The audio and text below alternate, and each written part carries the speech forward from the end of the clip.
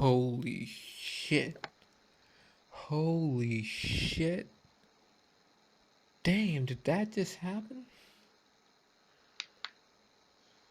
I mean, David Haye just got TKO'd in the 11th round by Tony Bellew. This is real. I mean, I can't believe it. I mean, I just cannot believe this.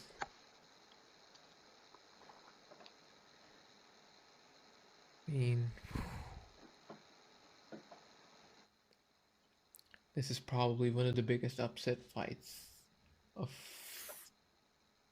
recent times. I mean, I don't remember a bigger upset in recent memory. I'm not talking about, you know, Ali beating Foreman and all that stuff, but in recent times, I don't think there's been a bigger upset. Wow. I mean, to start it off, I mean, first of all, David Haye, he came in like aggressive in the first round. He was like throwing punches wildly, missing by miles and stuff. And I believe the hallmark of this entire fight was Tony Bellew's defense. His defense was, I mean, unbelievable. His reflexes hit. I mean, David Haye was trying to hit hard. That's why he was slow.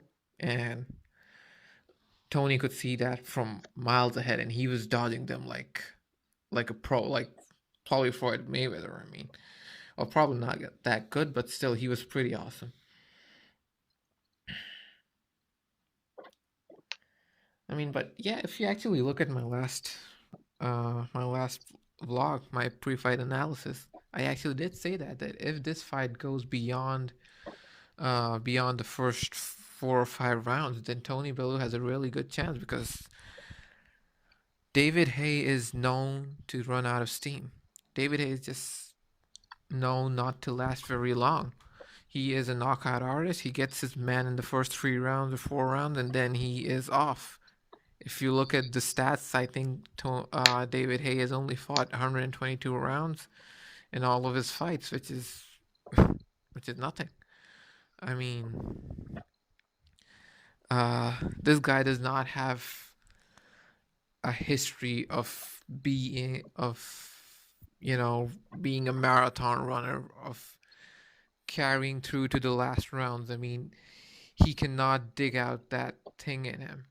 I mean, and that's what Tony Bellew was doing. I mean, in the initial rounds, you could see that Tony Bellew was holding back, holding back. He was like he was on the back foot, continuously on the back foot. He wasn't engaging with David Haye at all. He didn't engage in the first round. He just well, he did engage in the first round a little, but in the second round, he didn't engage at all. In the third round, he didn't engage at all. I mean, like he was constantly trying to like uh go through the initial round because he knows that David Haye's gonna throw. He's got to dodge them, and if he can dodge them well enough through to the first 5 or 6 rounds, and that's when he started unleashing. And once he started unleashing, I mean, wow, the slugfest, which was probably the 7th round, if I'm not wrong. I mean, damn. I mean, that was whoa. And once David Haye was down, after the knockout, I mean, it was just I thought this was over. To be honest, I thought like David Haye's done in the 6th round or 7th round, but he went back to his corner. I thought the corner wasn't gonna let him go back into the fight. He came back into the fight, and the next round he was just soaking up punches, throwing a few left and rights, and then again soaking up punches from Tony Bellew. I mean, the chin on David Haye, the chin on Tony Bellew, it is just amazing.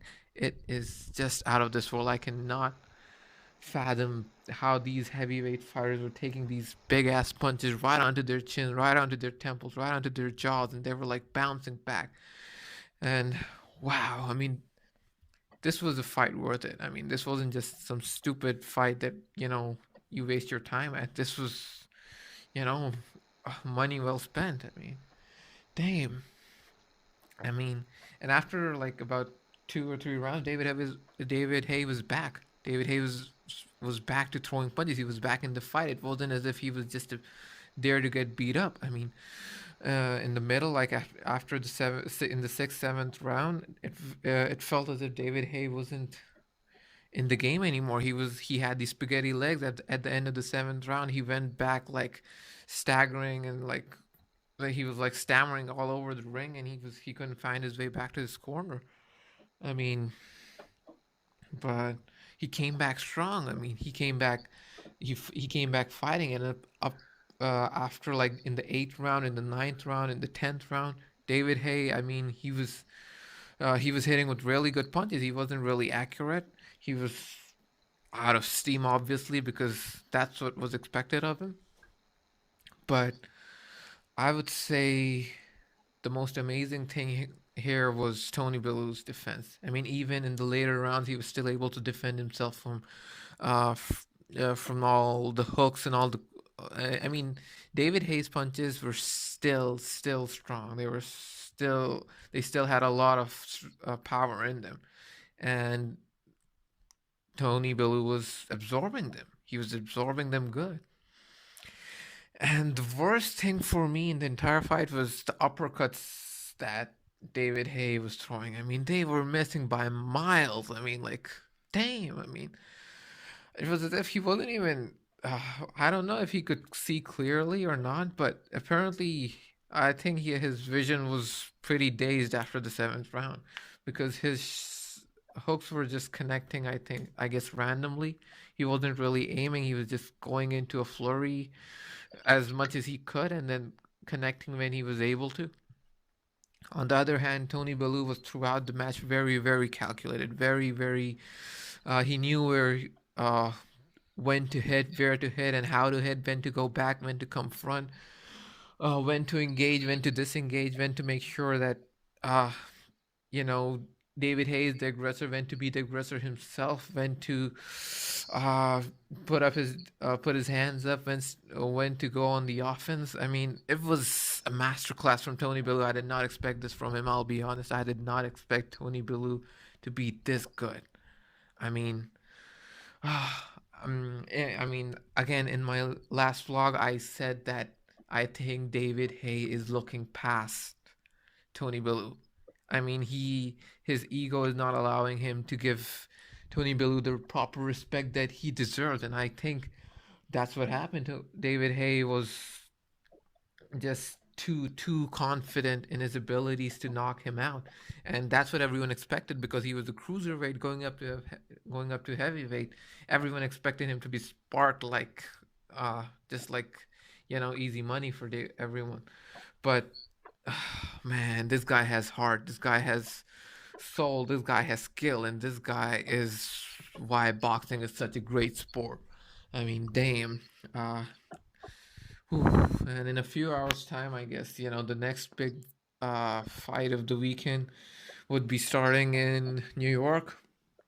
I gotta get some sleep before that happens because, yeah, I cannot miss this match. This weekend is amazing as far as boxing goes. Otherwise, my life is screwed up. But what the hell? If boxing is great, the world is great. That's what I believe in, man. So, yeah. Tell me what you guys think about that fight. Tell me what you think David Haye should do from here onwards. Do you think he has a future in boxing anymore? Or do you think uh, he should just, hang up the gloves now? It's too much for him. Like, he's had a great career so far. I mean, he has like a great KO percentage. Even after this loss, he has a great record, and I don't think anyone can take that away from him. And I personally want to see a rematch. I want to see a rematch like hell. Anywhere, I don't care whether it's Manchester, Liverpool, or I don't know, in Piccadilly Square or somewhere else. I don't care. I want a rematch and I want it fast. I don't want it next year, all right? Probably sometime in October. That would be the latest. I mean, come on, let's make this happen, man. Whoa. And next up, Thurman Garcia. Let's see where that heads. I've got Thurman, but not by much. It's gonna be a close one. I mean, it could go either way as well.